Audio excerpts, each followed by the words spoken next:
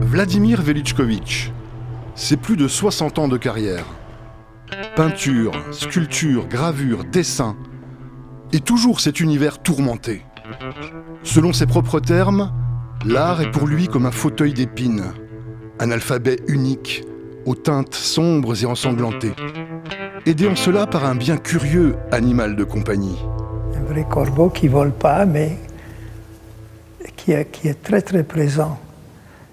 En plusieurs exemplaires dans mon atelier et qui me sert plus ou moins de modèle, qui est surtout un symbole d'un oiseau de mauvais augure, qui est un charognard, qui est une sorte de rapace et qui est tout à fait adapté à mes sujets, à mes thèmes, et puis qui me sert d'élément assez important, surtout dans un certain nombre de peintures et de dessins récents. Né à Belgrade, en Yougoslavie, dans une famille francophone, Veličković voit sa ville natale bombardée par l'armée allemande en 1941, alors qu'il a 6 ans. D'amers souvenirs qui forgent dès lors son regard et donnent naissance à une peinture hantée, qui fait la part belle et la violence de l'humanité.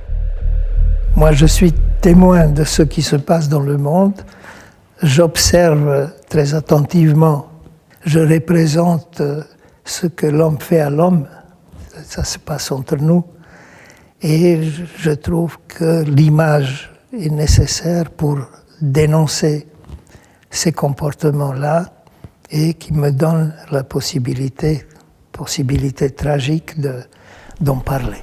Lauréat de la Biennale de Paris en 1965, Veličković ne quittera plus la ville lumière. D'abord associé au mouvement de la figuration narrative, il invente peu à peu son propre style, quelque part entre sa fascination pour les images chocs de l'actualité et l'inspiration des grands peintres de la Renaissance. Et toujours en dehors des sentiers battus. Ça me faisait plutôt plaisir d'être contre-courant. La figuration était quelque chose qui me parle et j'essaie de parler avec ma figuration à moi, avec mes symboles, avec mes éléments, avec ma manière de dessiner et de peindre, et je pense qu'il y a beaucoup à faire encore. Veličković est promu professeur à l'École des Beaux-Arts de Paris en 1983. Il devient ensuite membre de l'Institut de France en 2005, contribuant au pont culturel entre ces deux pays. Éternel artiste enragé, dans un monde devenu de plus en plus inacceptable, Vladimir Veličković se voulait avant tout un aventurier de la peinture.